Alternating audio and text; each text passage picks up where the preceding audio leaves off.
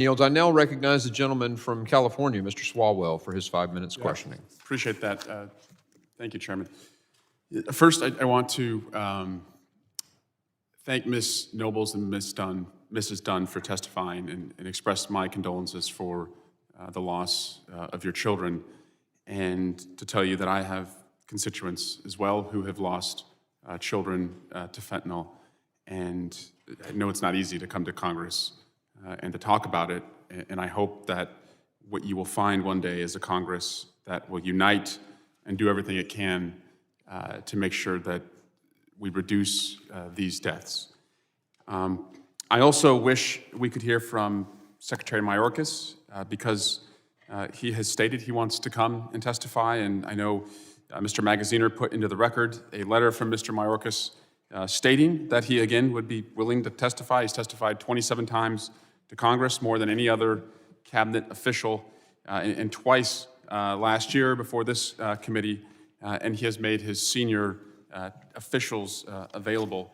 And to the witnesses who have come here today, if you came looking for an audience that is serious and wants, to take up this issue, I'm afraid you're in the wrong place. I'm afraid that when it comes to immigration solutions, too many of my colleagues would rather have the issue than the fix.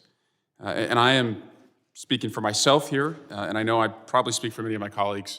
I don't want open borders. I want a secure border. That's why I've supported surging more border agents at the border. That's why I support deploying more technologies at the border. That's why I support having more barriers at the border.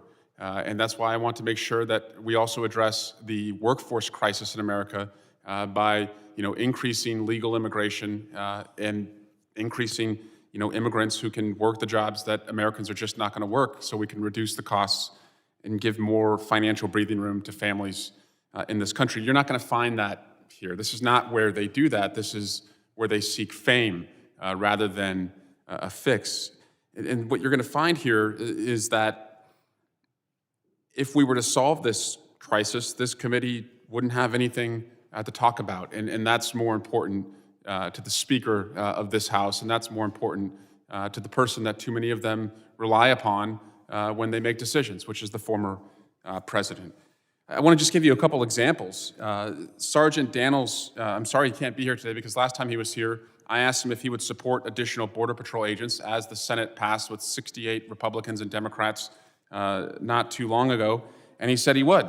And I would like to have unanimous consent to enter into the record his written testimony to our committee and to the Oversight Committee where he said that.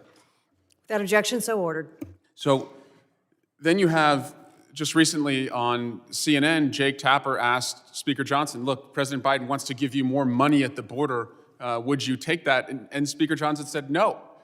Again, just revealing and saying out loud what we all know, which is that they don't want to solve this problem. They want to use it and exploit victims so they have a political narrative. Senate negotiations are taking place right now where, in good faith, Democrats and Republicans are working to try and find more solutions and more resources at the border, and that is dead on arrival here, where Republican colleagues have said out loud, we're never going to support that. That would help the president. They've actually said that. My Democratic colleagues want the fix. MAGA Republicans want the fiction. My Democratic colleagues want the fix. My MAGA colleagues want Fox. My Democratic colleagues want the fix. My MAGA colleagues want the fame.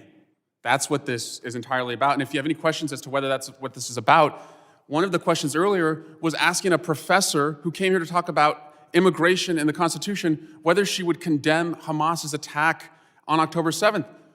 Everyone here condemns Hamas's attack on October 7th. But if that same member was asked, would you condemn Donald Trump's role in the January 6th insurrection, or would you condemn the people on this committee who called the January 6th terrorists hostages, an insult to the actual hostages, American hostages, in Gaza right now, he would take a pass. He wouldn't want to answer the question. They couldn't answer the question because they won't condemn it. They don't want the fix. They want the fiction. If they were not willing to hold Donald Trump accountable for his impeachable crimes, I don't really want their Gentleman's hot time has take. expired. The I don't want gentleman their hot from take New York on Secretary Myers. is recognized.